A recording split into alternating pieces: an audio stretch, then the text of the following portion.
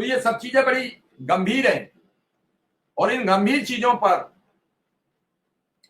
हम बातचीत नहीं करने को तैयार। हम एक दूसरे को इसका दोषी मानते रहेंगे।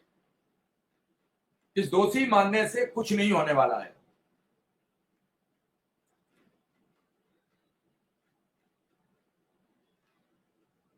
ये जो शिक्षा मित्र जब भर्ती हुए थे तब ये सब गांव के टॉपर थे और मुझे लगता है कि आज वो ईमानदारी से अपने काम में आगे बढ़ते रहते तो आज वो सबसे आगे होते।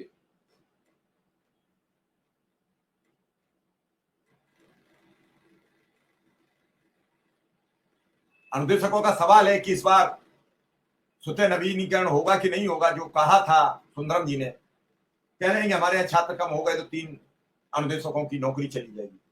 कौशल जी, बात आपकी अधूरी रह गई थी, तो अब अगली तैयारी किसी से मुलाकात की चर्चा बनाइए।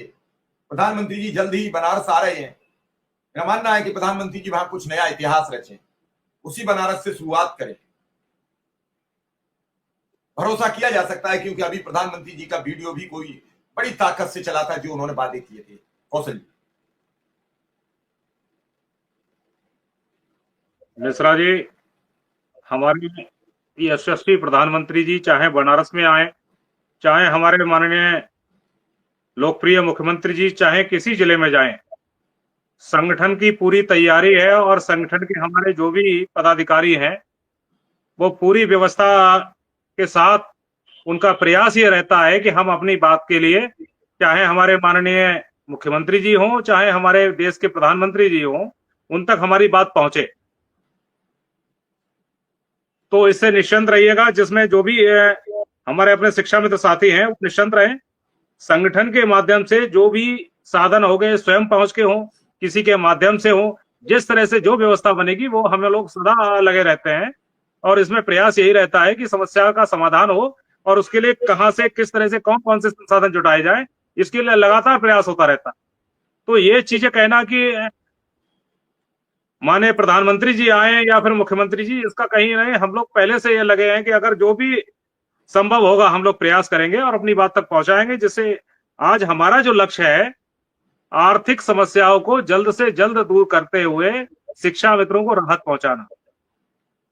और जो हमारी बात अधूरी रही थी, यहाँ काफी लोग कमेंट कर रहे हैं आपके इस चैनल पर कि आप रहने दीजिए। ये देखिए, आप लोग घर बैठ के और जो नकारात्मकता जो आपके अंदर समाई हुई है इसको दूर करिए। माननीय मुख्यमंत्री जी पर भरोसा कर लीजिए। जो व्यक्ति कर्मयोगी हो, जन्मयोगी हो, उनकी वाणी जो उन्होंने कहा है, जब उन्होंने हर चाहे जो भी जनप्रतिनिधि गए हो, जिनके माध्यम से बात पहुंचाई गई हो, हमारे संगठन के द्वारा जो मुलाकात की गई उसके माध्यम से ही जब उन्होंने आश्वस्त आपको किया है, तो ये तय है कि समय जो लग रहा है, लेकिन आपकी समस्या का समाधान होगा, जल्दी समाधान हो जाएगा। हम लोग बार बार यही कहा जाता है कि देखिए, थोड़ा धैर्य रख लीजिए। संगठन का कोई पदाधिकारी, चाहे वो ब्लॉक का हो, चाहे जिले का हो, चाहे प्रदेश का हो,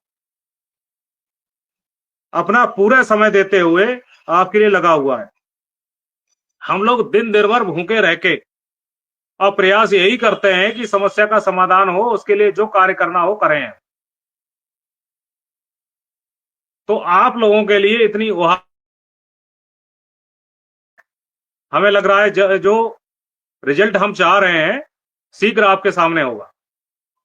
जी मिश्रा जी। परिणाम ही आ जाए। कौशल जी, ऐसी सबको भरोसा है। कई दर्शक ये सवाल अब आपसे, जब आपने कहा तो उन्होंने करना शुरू किया कि कौशल जी इस बार जब मिलो तो ये पूछ लेना कब तक होगा।